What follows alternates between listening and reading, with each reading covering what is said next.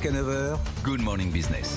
Il est 7h43. Décidément, quand on se voit, Marc Rochet, c'est toujours l'ascenseur émotionnel. Ça dépend du sens. Dans lequel va l'ascenseur. Non, mais directeur général d'RKI, président de French Bee, la filiale low cost, c'est vrai que là, on vous reçoit, on est inquiet. Et pour vous, et pour vos salariés, pour les Antilles, parce que entre le variant et puis la situation sociale aux Antilles, quand on connaît vos expositions, votre exposition à l'outre-mer, comment ça va, Marc Rochet ? C'est un métier où il faut savoir résister au stress. Ce qui nous a fait le plus mal dans toute cette crise depuis 2020, ce sont justement ces allers-retours. Des moments où les choses s'éclaircissent, le ciel s'ouvre à nos clients et à nos personnels. C'était en septembre quand vous étiez venu. Exactement. Depuis septembre-octobre, beaucoup de nos indicateurs étaient au vert. On avait relancé des vols et on les remplissait très bien sur la période qui est traditionnellement la période des échanges touristiques. L'hiver, comme l'été, sont des périodes très fortes de trafic. Il y a d'autres routes qui marchent très bien. Tout ça, c'était reparti. Puis là arrivent ces événements sociaux, ces événements sociologiques dans les départements d'outre-mer de la Guadeloupe et de la Martinique qui freinent les choses. On a à peu près perdu sur le mois de novembre 10% de nos remplissages.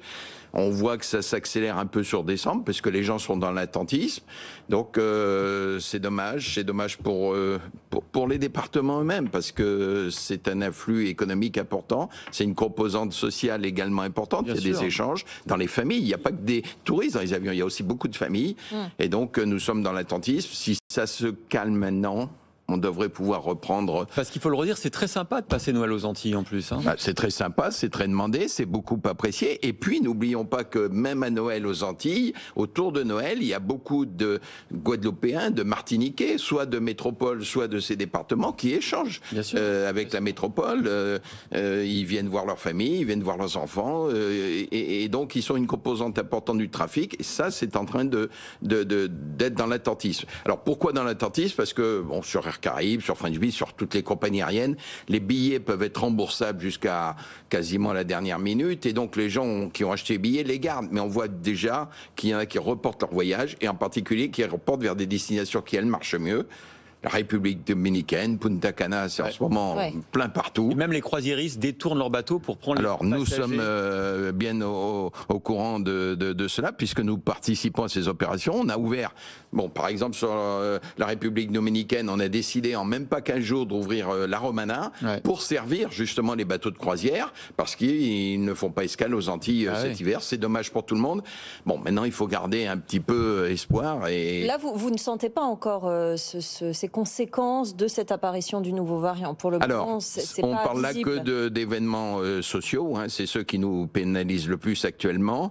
Sur toutes les routes, Antilles bien sûr au premier rang, mais aussi La Réunion, Tahiti, on ne voit pas à date aujourd'hui d'effet du variant. On voit les premières mesures, par exemple depuis La Réunion vers la métropole depuis cette nuit. Les premiers vols ont été basculés dans la nuit.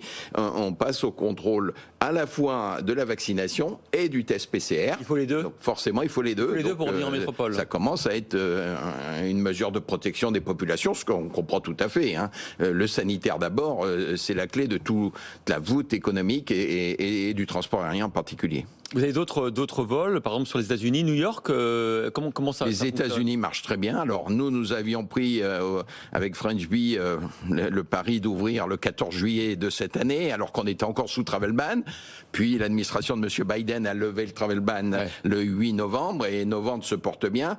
Pour vous donner une idée, au jour d'aujourd'hui sur New York fin d'année, alors c'est une ville mythique, qui veut pas passer Noël ou le jour de l'an à Times Square, on est à 90% de remplissage. Donc heureusement pour nous, il y a des destinations qui se portent bien. Le problème, c'est que cette saison de l'hiver, c'est votre point fort de l'année. C'est un impact sur toute l'année 2021 bien sûr. Qui se joue. Et puis 2022, parce que comme vous le dites, la saison d'hiver, c'est-à-dire schématiquement 15 décembre, 15 mars, début avril, c'est la période de très fort trafic puisque on a beaucoup de touristes qui se déplacent à ce moment-là, on a beaucoup de gens qui se déplacent pour leur travail, c'est la somme des deux. L'été, c'est très fort également, mais l'été, c'est des touristes et des populations domiennes. Il y a moins de trafic à faire ou économique. Donc c'est pour nous, ces deux périodes de l'année sont les piliers de notre économie, pour nous comme pour nos concurrents. Alors je rappelle que vous employez plus d'1 millier de salariés salariés. Dont beaucoup outre-mer et dont beaucoup en Guadeloupe et en Martinique. Et donc tous les jours, on les assiste, on suit leurs mouvements, s'ils arrivent à l'aéroport pour travailler, s'ils arrivent à rentrer chez eux. C'est pas facile. C'est pas facile. Et votre actionnaire, notamment la famille Dubreuil, comment est-ce que vous avez les reins solides? Est-ce que vous êtes inquiet? Parce qu'il ne faudrait pas que ça se multiplie à l'infini quand même. Alors, on était rentré dans cette crise en étant très solide. Air Caraïbes, French Bee, le groupe Dubreuil se portait très bien. On a traversé la crise, on est affaibli, soyons clairs. On y a perdu de l'argent, on y a perdu de l'énergie, mais on mise toujours sur le futur. Pour vous donner un exemple, dans 15 jours, nous serons à Toulouse pour recevoir 2 à 350, donc des avions qui coûtent quand même assez cher, parce qu'on a fait le pari avec le groupe Dubreuil de se développer. On voyait que ça repartait, donc on a misé là-dessus. Bon, espérons que ce frein provisoire ne durera que quelques semaines et qu'on reprendra notre route. Quand il n'y a pas de crise, ça repart. L'envie est là. Oui. Alors, deux choses que je veux dire très clairement. Dès qu'il n'y a pas de menace sanitaire ou sociale comme actuellement aux Antilles, le trafic repart très vite, surtout dans les populations domiennes, surtout dans les touristes. Les hommes d'affaires, ce sera plus long. Oui. Et la deuxième chose aujourd'hui, c'est qu'on n'a pas de crainte des gens à voyager. Et pour être tout à fait précis aussi, on n'a pas beaucoup de pression sur l'environnement. On est très attentif à l'environnement. L'avion qui est derrière vous, c'est probablement un des meilleurs avions pour ça. Moins de 2 litres au 100 km par passager. Vous faites la comparaison avec une voiture. Mais encore faut-il que les gens puissent voyager, être accueillis dans de bonnes conditions. Donc les freins, ils peuvent être sanitaires et ils peuvent être sociaux. Bon, Noël aux Antilles, Wilfried Galland, pourquoi pas?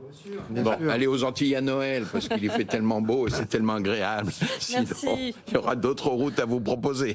Merci Marc Rochet. Merci beaucoup. D'Air Caraïbes et président de French Bee d'avoir été avec nous ce matin.